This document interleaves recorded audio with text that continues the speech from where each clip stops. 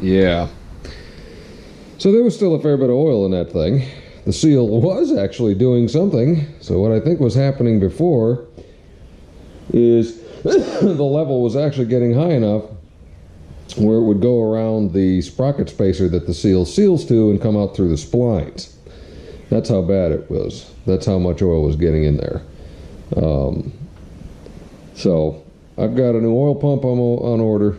I've got a new sprocket spacer on order. I've got a new seal on order, as well as a battery and that O-ring that goes around the lower crank there, and some other things. And we're gonna start working on that. But next thing I'm going to do, which I'm probably not going to record because it's not going to be too spellbinding, is I'm going to start continuing along with my rewire job up front. This is the old wiring. You can see it's all kind of broken and busted up. The new ones I've already got in on here. I just have to figure out what I'm going to do with this, because all the wiring in here is permanently mounted to these plugs. So I got to de-pin these if I can and pull the wires out and then put the new wires back, which ought to be entertaining. Either that or I'm going to end up having to cut these and splice them, kind of like whoever replaced this top cover did back in the day after one of the accidents when this thing got dented.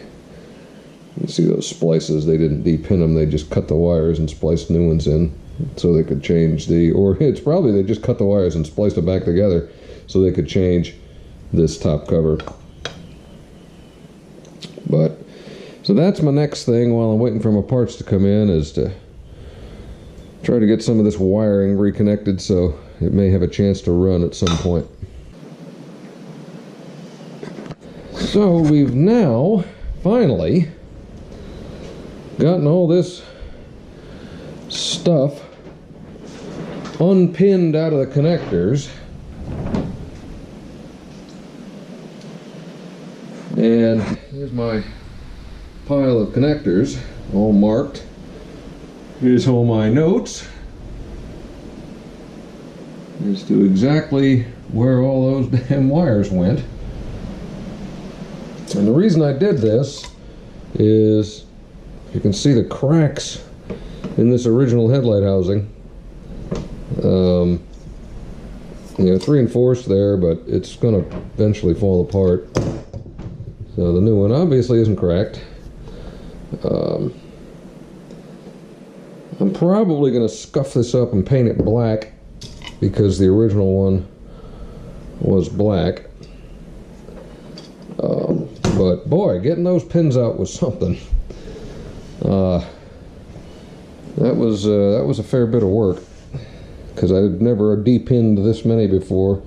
Once I figured out how they work, you just got to get in there and push that little tab. The female ones are a little bit more annoying because you can't see them as well, but they're the same. On the back side of the split, there's a little tab that you have to pop out, and then you get in there and you press it and it pops it out. These all appear, from my measuring, to be 0.82 diameter of the male. So my options are, because I've got basically 1, 2, 3, 4, 5, 6, 7, I got 14 wires total between the handlebars that basically have to be done, and maybe a few others to repair, but they all came out pretty good. So I need to do about 20 of these wires. My options are effectively, you know, like this is the old stuff off the wiring harness, but, you know, is to cut these ends off and then splice them into the new harness and solder it and shrink wrap it and blah blah blah, and that's a fair bit of work. Or I can just get new pins, if I can find them in this size, and a little crimp tool, and just crimp the new pins on after I cut them to length. And I think that's what I'm going to do, or at least that's what I'm going to look for, because that's going to be the neatest connections. It's going to look stock. You know, it's not going to look like a bunch of hacked up bullshit in there like this shit, where they did that because they didn't want to figure out how to do this, where they could have done this in 2 seconds now that I know what I'm doing. This is just shit. I mean, that's a pretty good job, but I don't like it. But all these kinky, crimpy things here, this bothers me, and so, you know, this is going away. This is the main harness. It actually looks in pretty good shape up here, so I'm not going to dork around with that.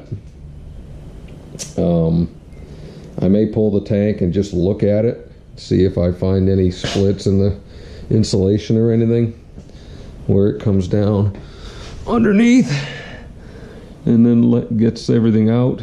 But otherwise, I'm pretty happy with how that went. I didn't break anything. All the connectors look pretty good. I kind of wish this one wasn't as crusty because it's pretty bad. But that's not a whole hell of a lot of wires. That's really just a couple of little wires here and there for the speedometer lighting, high beam light, stuff like that. So that's where we're at. Moving along. Okay, so I've been piddling along with the wiring. I got my new headlight bezel painted black. Cleaned up some of the stuff around there that I had while I had it open. Got as many of the connectors put back in as I could. Pins seem to be going back in pretty well. So that's not too bad. Now I just got to wait for the rest of the connectors.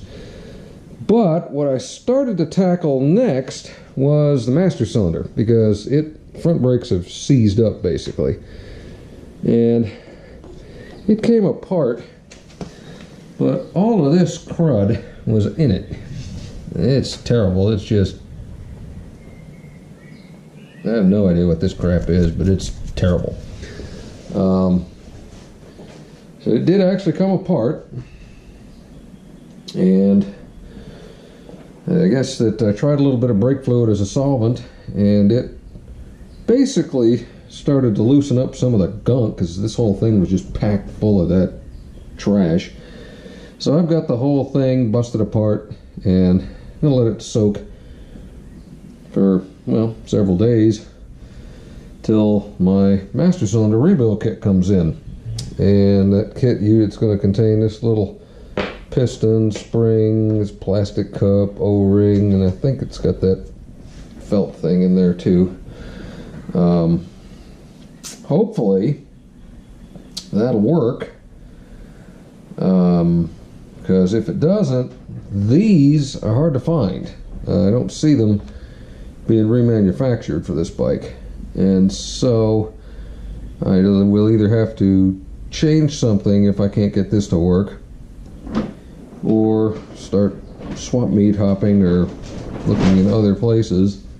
It's windy today. Looking in other places for that kind of stuff. But no, it's going okay. This isn't coming out too bad. I did put the other switches on the left side, so I ran those wires. And one thing I noticed here I'd forgotten about is I got 2 extra wires inside of the right side one, this red and this orange, and they are for the old brake light switch that used to be attached to the brake lever. That's been failed for a long time, and on the old setup we had, since this is an electric start bike, a kickstart bike, we had taken the wires off of the start switch and hooked those to the rear taillight wires, and that allowed me to have brake lights. So, you know, when I put the front brakes on, I just tap that push button and it would turn the brakes on, turn the brake lights on. But I'm going to see if I can find the little switch that's supposed to go in there, because it actually goes inside of this housing in here. I'm going to see if I can find that switch and set it up where it works automatically. But that's